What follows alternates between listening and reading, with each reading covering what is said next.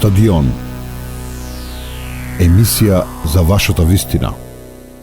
Алек Попов е еден од најизвестните бугарски современи писатели, преведуван во многу држави. Во Македонија е познат и по книгите, ама познат и по сценаријата за Преспав и по театарски представи. Последното на кое што работи Алек Попов е сценарио за серијата Преспав, сценарија со охо за некои нови проекти и пред една недела премиера на неговата представа Ковачи во Кумановскиот театар. Ковачи е некоја комедија, абсурд, некоја фикција, меѓутоа многу блиска на ова време. Зборува за некој свет во некое место во Германија кое што конформистички живее самодоволно. Сега војната го промени тој конформизам. Во денешно време дури и германците не можат да зборуваат за такво нешто. Тоа што балканците велиме дека постојано се гладни за живот и напаѓаат, тоа ќе треба они сега да го прават или да се прилагодуваат. Дали размислуваше на оваа тема апропо војната, случувањата на Балканот и пораките и темата на представата Ковачи? Мерси за въпроса. Интересен въпрос. Значи аз пиесата Ковачи започва да я пиша доста отдавна. Тя не е сега писана. Да, ама актуелна е. Актуална е, да. Това е, от това си личи доколко темата е значителна на едно произведение, дали така през годините запазва своята актуалност. И тази актуалност се мени плюс това. Тя не е така, всяко време я чете по свой собствен начин, така че аз смятам, че от първата постановка на тази пиеса до сега се чете по различен начин, по-различно, и това въпрос, който ти задаваш, именно илюстрира този по-различен прочит. Интересно прашање. Оваа пиеса започнав да ја пишувам многу одамна. Не е сега пишувана, но актуелна е. Личи да е значајна и низ годините да ја зачува својата актуелност. И таа низ годините се менува. Секој време ја чита на свој собствен начин. Јас сметам дека од првата постановка пиесата Ковачи па се досега се чита на поразличен начин. И тоа прашање што ми го постави имено го илустрира тоа различно читање. Самодоволството е една од болестите на современото општество, на развиените демократии, чувството дека се е во ред и убаво. Имаше една книга која излезе на почетокот на 90-тите години на Фукујама, крајот на историјата. И тој во неја тврдеше дека либералното општество го доживеало крајот на историјата, дека понатаму ништо не може да се смени и се ќе биде убаво. Тоа се разбира дека не е точно. Но тоа зафати многу луѓе кои си мислат дека така без метеш и тешкоти и спокојно ќе си поминат низ животот. Излегува дека историјата воопшто не завршила и дека низ една бурна динамика и темпо се одвива и развива и понатаму. Интересно е што пиесата е следи генерално земено врската меѓу цивилизацијските норми и првично базични човечки нагони и инстинкти. Со развојот на цивилизацијата, технологијата, социјалната организација на општеството. Тие базични човечки нешта, архетипи, човечки црти остануваат во заден план. Меѓутоа, треба да си признаеме дека тој прогрес на кого мислиме всушност е исклучително краток период од времето, нема ни 200 години, а пак човечките суштества се развивале со илјадници години и не е толку лесно тие црти во карактерот на човекот, во човечката личност да бидат потиснати и да бидат сплескани. И тоа е добра илустрација. Пиесата всушност е една антиутопија, комедија базирана на антиутопија која покажува дека таа високо социјално развиена организација на едно хипотетичко германско градче, Германија, која нели се смета како еталон на високо развиени и богати социјални општествени односи, но може да се случува слободно и во Скандинавија или кое било друго место на развиената висока цивилизација. И показва именно, че така, тази висока социална организация в това хипотетично немско градче. Защо немско? Защото нали, Германия много често е така представена като еталон именно на тези развити социални отношения. Но тя може да се развива и в Скандинавия спокойно. Не би имало проблем или всяко друго място, което нали, претендира за такава висока цивилизованост. Господине Попов, дали ви е полесно како писател од Балканот да пишувате за балканските прилики или фикции може да пишувате за било каде во светот? Затоа што човечките карактери се универзални, злобата, зависта, секаде постојат. Напълно, човек е много универсално същество и културата е само един тънък пласт, която е обвива човешката личност. Сосема точно. Човекот е универзално суштество, а културата е само еден тенок пласт која ја убива човечката личност. Додека длабоко во себе, луѓето многу си се слични и затоа еден писател може да пишува на најразлични места и ковачи е една илустрација на таа идеја. Но пиесата всушност е многу балканска, независно што таа е напишана од перспектива на едно средно германско семејство во крајна линија, зборува за балкански работи, блиски на балканскиот човек и затоа не случајно луѓето, публиката, тука многу се смеат и толку ја разбираат.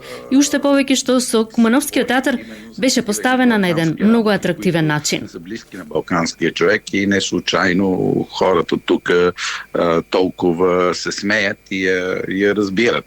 Да. Още повече тя беше поставена в Куманово по един много атрактивен начин. Попов, јазикот, велат, е татковината на писателот.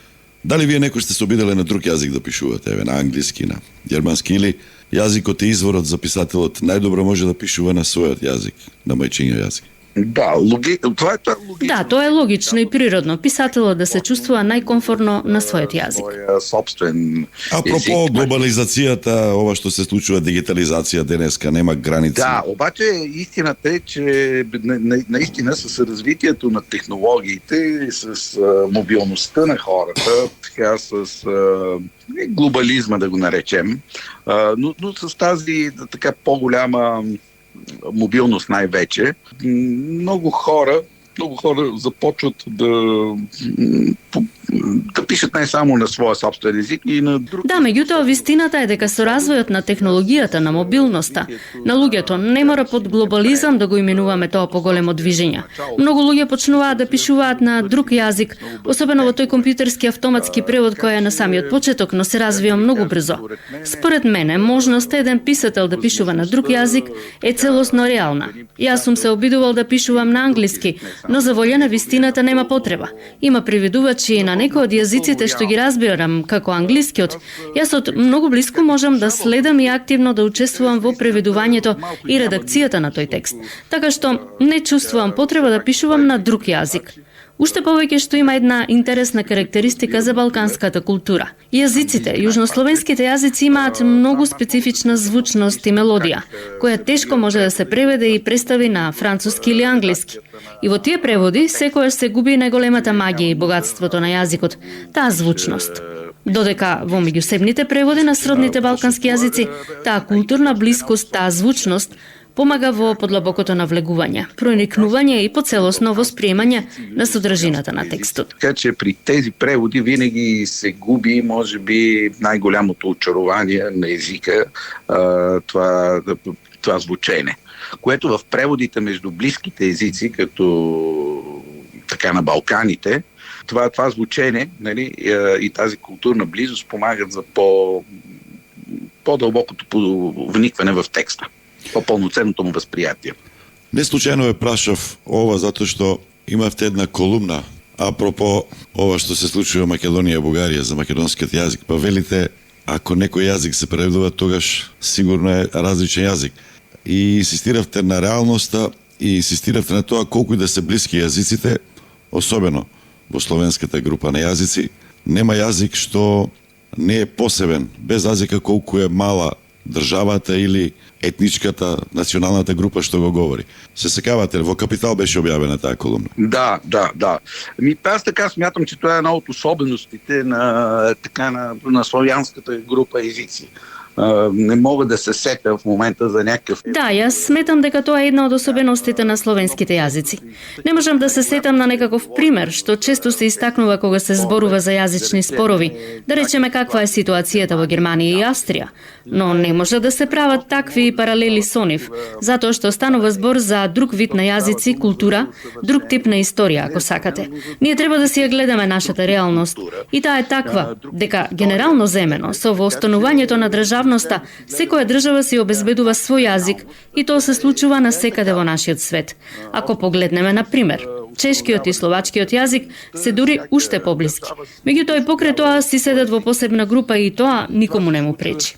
И сметам дека тоа не треба никому да представува извор на такво напрегање, нетрпеливост, затоа што народот си држи до правото да си говори на јазикот што е нивен. Хората си държат на правото да си говорят на езика, който си е техен. Вие сте писател, следите што се случува. Каква е ситуацијата сега во Бугарија, во вашата држава? Таму е во тек изборна кампања. Зборуваат ли за Македонија или има други теми и други гајлиња? Интересно, истината не зборуват много за Македония. Това е добре и това показва, че всъщност този проблем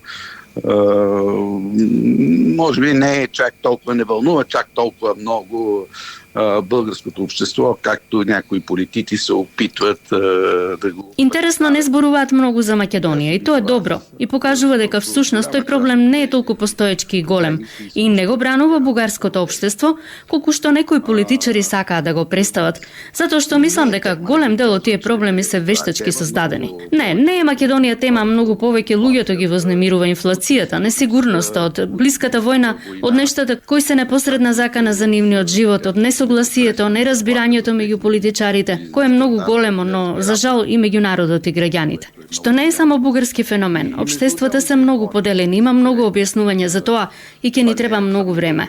Една од причините е и Facebook, како што јас ги нарекувам социјални мрежи кои во крајна линија се хранат од тој антагонизам на граѓаните и се трудат да го акцелираат и расшират и од тоа печелат само тие, а сите други губат. И тези социални мрежи, аз често ги наричам асоциални мрежи, които в крайна сметка се хранят и се захранват с антагонизма между хората. Те като че ли се стремят да го акселерират този антагонизъм и от това печелят, а всички останали губят. Тука кај нас референдум сега опозицијата бара да се направи за договорот за пријателство со Бугарија. Таман мислевме дека ќе легне малку работата, политичарите како да сакаат да не го испуштаат ова прашање, колку да е апсурдно, да ја држат и понатаму таа тензија.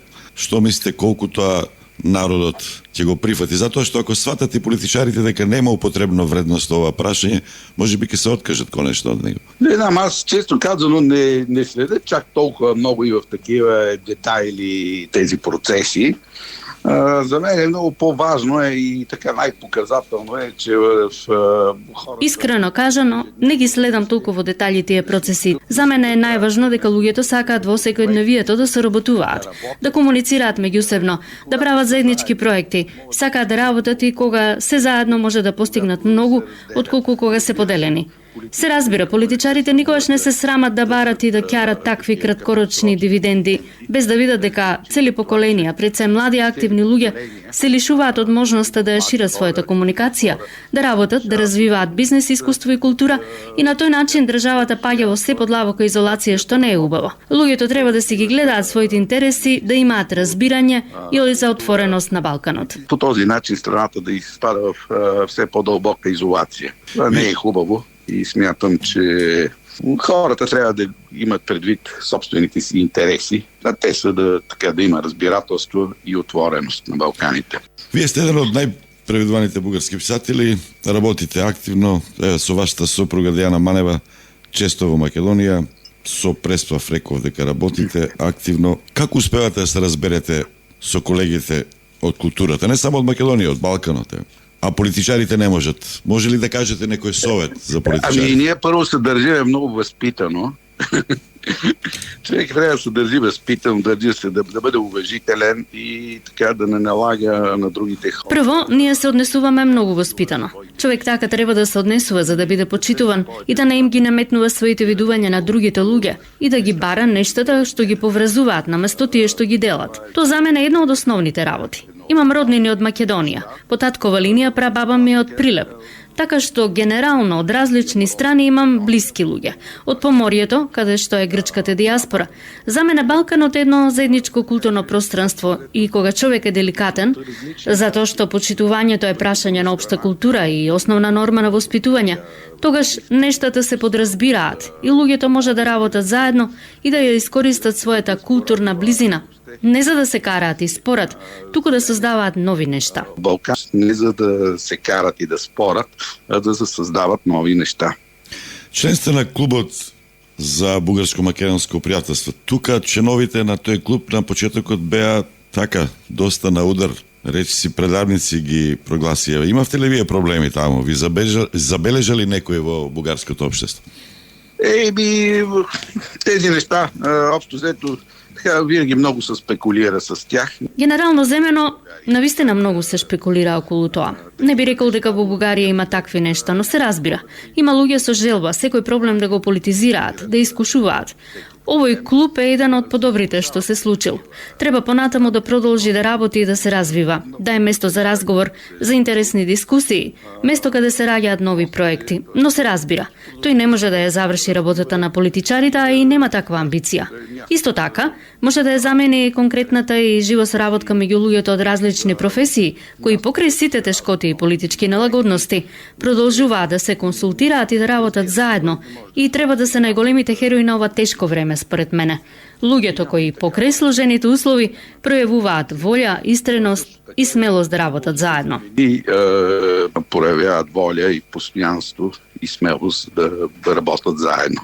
Филмот вашата мисија Лондон е еден од најгледаните бугарски филмови, во 50 земји е емитуван. Сега актуелен Отворен Балкан од културен аспект ќе се прави заеднички филмски фонд, што за мене е многу добра работа. Албанија, Србија, Македонија. Вие соработувате често со Македонија. Нели е добро, зошто договорот за пријателство Македонија-Бугарија не се насочи на културен план да се формира, да се создаде еден таков фонд за заедничка соработка, финансирање на културни проекти, филмови, серии, представи?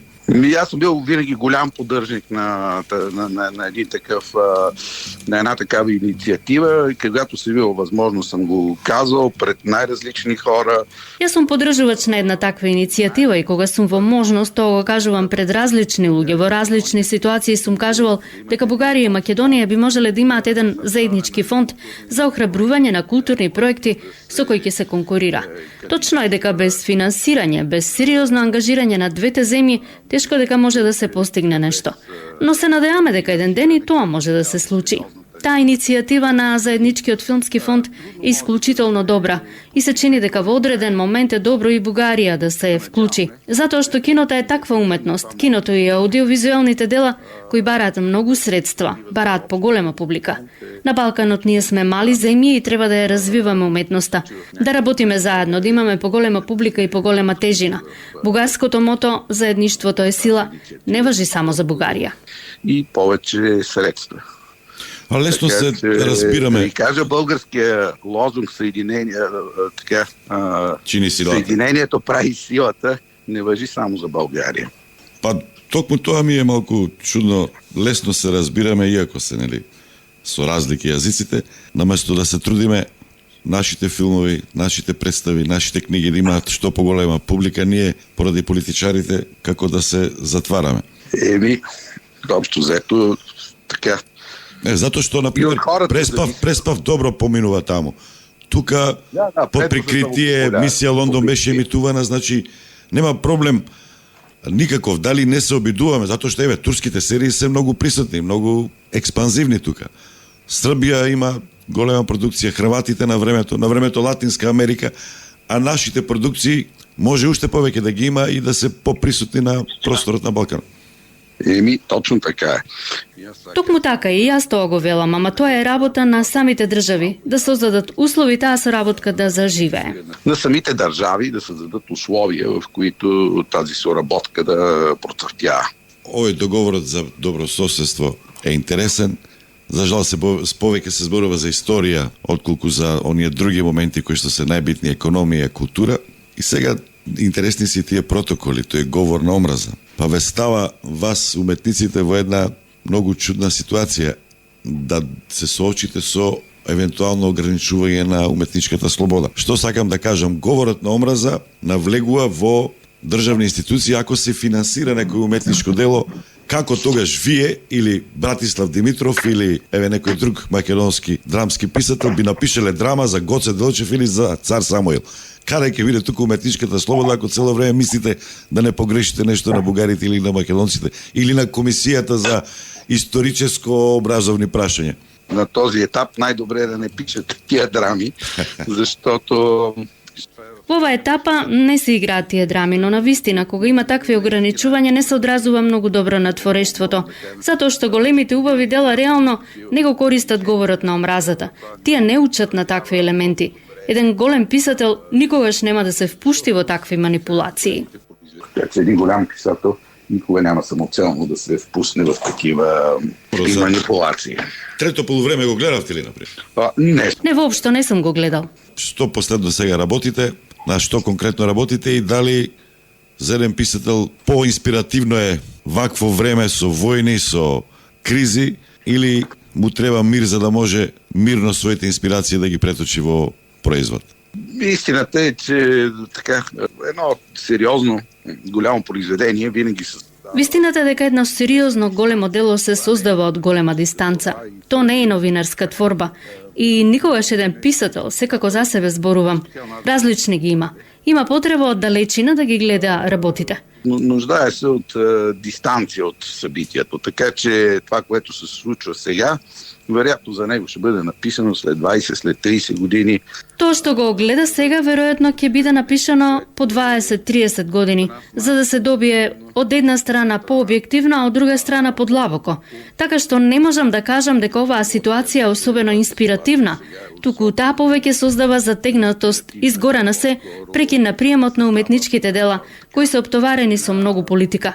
Политиката е штетна за креативноста, според мене. Всичкото политиката е вредна за изкуството, според мен. На што работите сега? Сега започвам да обмислям един нов роман, който е така, както винаги, предполагам, ще ми отнеме доста време. Почнувам да обмислувам нов роман, кој што, како што мислам, ќе ми одзеде многу време. Лани завршив еден, мисија Туран, уште нема излезено на македонски јазик за да почне да се зборува за него. Изляза от тази книга, за да започна да навлизам в новата. Не ме прашам само дали читате, што мислите за македонската литература, за овие нови современи автори, се дружите ли, комуницирате ли? Ами да, винаги когато има случай, ето сега ще представя, например, книгата на моя стар приятел Сашо Прокопиев. Да, кога има случаите, сега ја представувам книгата на мојот стар пријател Сашо Прокопиев, тука на Европската ноќ на литература во Софија, и утре ќе има премиера на една долго очекувана негова книга на бугарски јазик, која со задоволство се промовира во Македонскиот културен центар. Културен центар. Благодарам, Алек Попов. Стадион. Емисија за вашата вистина.